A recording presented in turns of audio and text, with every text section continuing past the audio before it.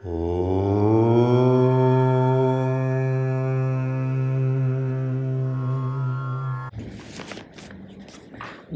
വിജ്ഞാനിയും തമ്മിൽ വ്യത്യാസമുണ്ടോ? ഉണ്ടല്ലോ.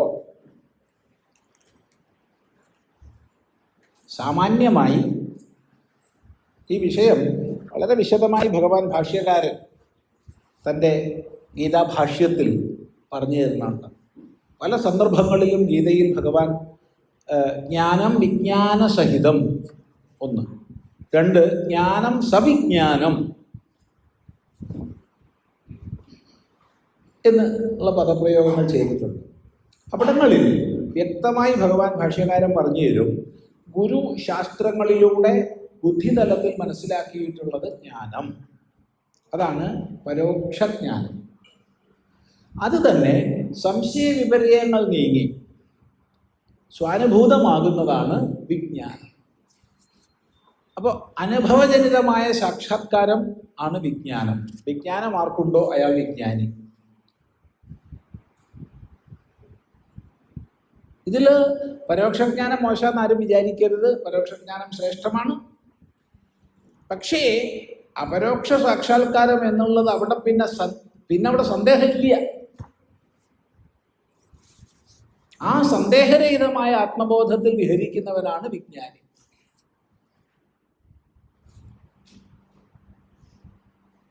ഇതാണ് ജ്ഞാനിയും വിജ്ഞാനിയും ഉള്ള വ്യത്യാസം. ഉണ്ടെങ്കിൽ അത് സാധാരണക്കാർക്ക് തിരിച്ചറിയാൻ സാധിക്കും. ആരായി സാധാരണക്കാർ? സാധാരണക്കാർക്ക് ജ്ഞാനിയെയും അജ്ഞാനിയെയും തിരിച്ചറിയാൻ പറ്റും. പിന്നല്ലേ ജ്ഞാനിയെയും വിജ്ഞാനിയെയും. ജ്ഞാനിയെ തിരിച്ചറിയാൻ പറ്റുമോ? എന്താ അഭിപ്രായം?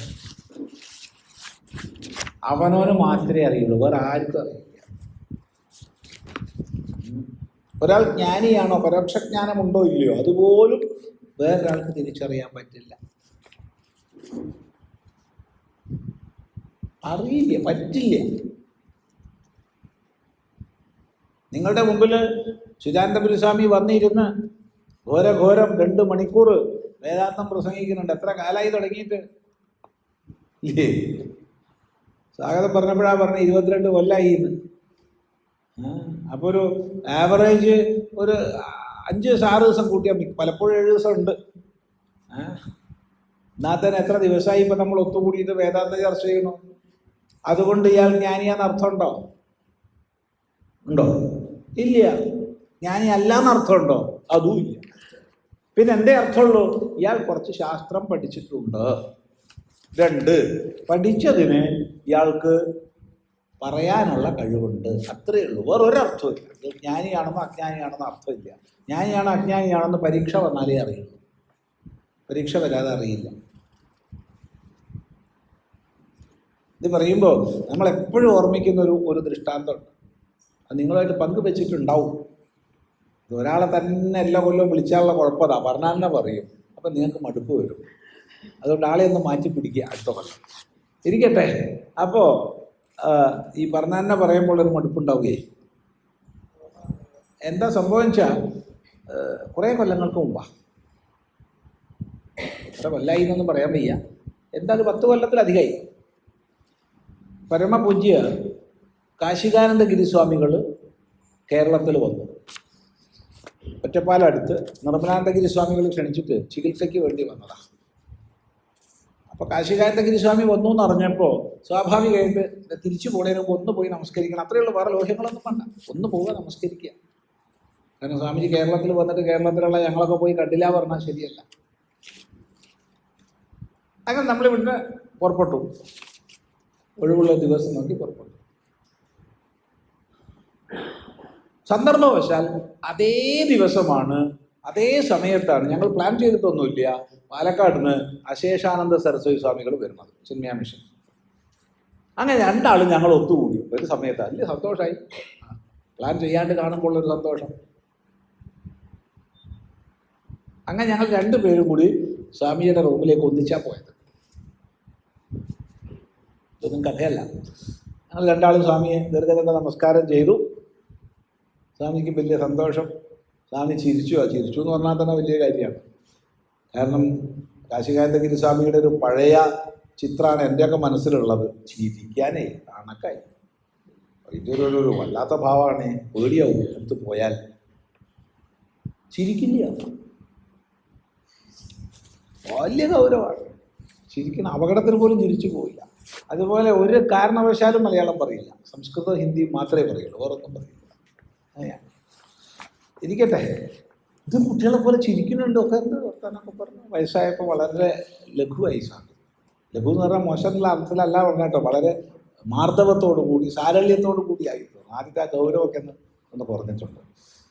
അങ്ങനെ ഞങ്ങളുടെ പല വർത്തമാനങ്ങളും പറഞ്ഞു. മറ്റങ്ങനെ വർത്തമാനമൊന്നും അധികം പറയില്ല. അങ്ങനെ വർത്തമാനം പറഞ്ഞപ്പോൾ സ്വാമി ഒരു ചോദ്യം ഇതാണ്: കേരളത്തിലെ ഏറ്റവും വലിയ വിദ്വാൻ ആരാണ്?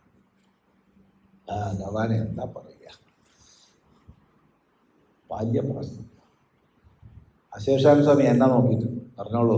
ഞാൻ അശേഷാൻ സ്വാമി നോക്കിയിട്ട് പറഞ്ഞോളൂ. അശേഷാൻ സ്വാമി പതുക്കെ പറഞ്ഞു, സ്വാമിക്കൊക്കെ സ്വാമിയാ പറയേണ്ടത്. അപ്പോൾ പറയാൻ അശേഷാൻ സ്വാമിക്ക് പറയാൻ ന്യായമുണ്ട്, കാരണം ഞങ്ങൾ രണ്ടിലും ഞാനാണ് സീനിയർ. അപ്പോൾ ഞാൻ പറയണമെന്നാണ് സ്വാമിജി പറഞ്ഞത്. എന്തോ ഒരു ബുദ്ധി തോന്നി, അത് എവിടുന്നാണ് തോന്നിയെന്ന് ഇപ്പോഴും അറിയില്ല. ഞാൻ ഏത് മേഖലയിൽ സ്വാമി എന്ന് ചോദിച്ചു.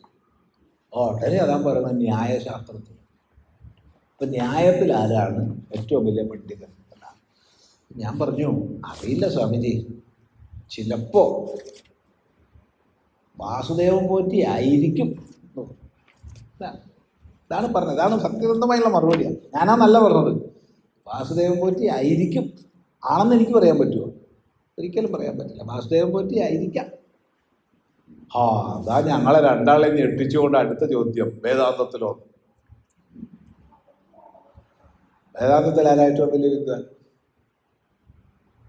ഞാൻ പറഞ്ഞു, വേദാന്തത്തിൽ ഞാനാ ഏറ്റവും വലിയ വിദ്വാൻ എൻ്റെ അഭിപ്രായത്തിൽ. സ്വാമിജിയാണ് ഏറ്റവും വലിയ വിദ്വാൻ സ്വാമിജിയുടെ അഭിപ്രായത്തിൽ.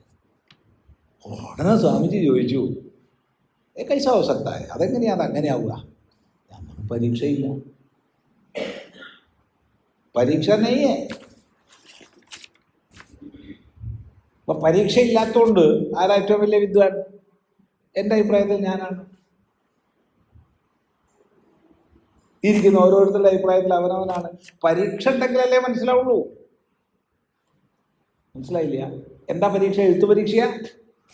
അല്ല, അത് വേറെ പല പരീക്ഷയാണ്. എന്തൊക്കെ പരീക്ഷയാണെന്ന് ഇവിടെ പറയേണ്ട ആവശ്യമില്ല. ഇപ്പോൾ നമ്മൾ ഞാൻ ശരീരമല്ല, ഞാൻ ഇന്ദ്രിയങ്ങളല്ല എന്നൊക്കെ പ്രസംഗിച്ചുകൊണ്ടിരിക്കുകയാണ്. അപ്പോഴാണ് പെട്ടെന്നൊരു രാജവെമ്പാല ചാടി വരുന്നത്. ഇപ്പോഴാ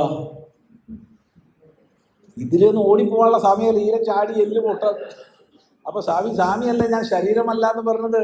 എടാ, അത് ഞാൻ പറഞ്ഞതല്ല, ഇജാതി സാധനം വരുമെന്ന് ഞാൻ വിചാരിച്ചോ? ഇതാണ് പരീക്ഷ, അത്രയേ ഉള്ളൂ.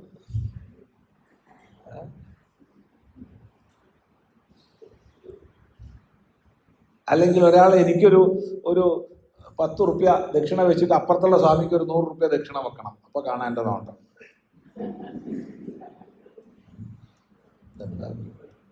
ഒന്നുമില്ലെങ്കിൽ ഞാനല്ലേ ഇപ്പോൾ വലിയ ആള്, അയാളെക്കാൾ വലുത് ഞാനല്ലേ. അപ്പൊ അയാൾക്ക് 10 എനിക്ക്, അല്ല എനിക്ക് 10 അയാൾക്ക് 100, എന്ത് ന്യായാകും? വലിയ പ്രശ്നമാണ് ഇതൊക്കെ. അപ്പൊ ഇങ്ങനെ പരീക്ഷ വന്നാലേ അറിയുള്ളൂ, വേറൊന്നും അറിയില്ല. ആ പരീക്ഷകൾ എന്തൊക്കെയാണെന്ന് ഓർമ്മിക്കണമെങ്കിൽ കഠോപനിഷത്തിന്റെ ആദ്യ ഭാഗം ഒന്ന് ശ്രദ്ധിച്ചാൽ മതി. അത് സാധകനുള്ള പരീക്ഷ, സിദ്ധനുള്ള പരീക്ഷയല്ല. അതിൽ തന്നെ നമ്മൾ വീണുപോകും, ഇല്ലേ? എന്നാലോചിച്ച് നോക്കുക. അതുകൊണ്ട് ജ്ഞാനിയാണോ എന്നല്ല നമുക്കറിയില്ല. പിന്നെ എങ്ങനെയാ വിജ്ഞാനിയെ അറിയാം? ഏതെങ്കിലും വിജ്ഞാനി ഞാൻ വിജ്ഞാനിയാണെന്നോ വിജ്ഞാനി അല്ലെന്നോ പറയുമോ? രണ്ടും പറയില്ല.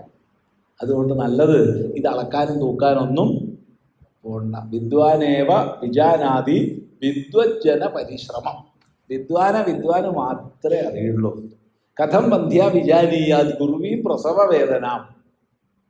വന്ധ്യയായിരിക്കുന്ന ഒരാൾക്ക് എങ്ങനെയാണ് അതിഗുരുതരമായ പ്രസവ വേദന അറിയുക?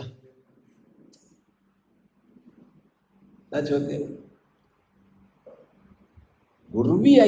ഗുരുതരമായിരിക്കുന്ന പ്രസവ വേദന പ്രസവിക്കാത്ത ആൾക്ക് അറിയോ? അറിയില്ല.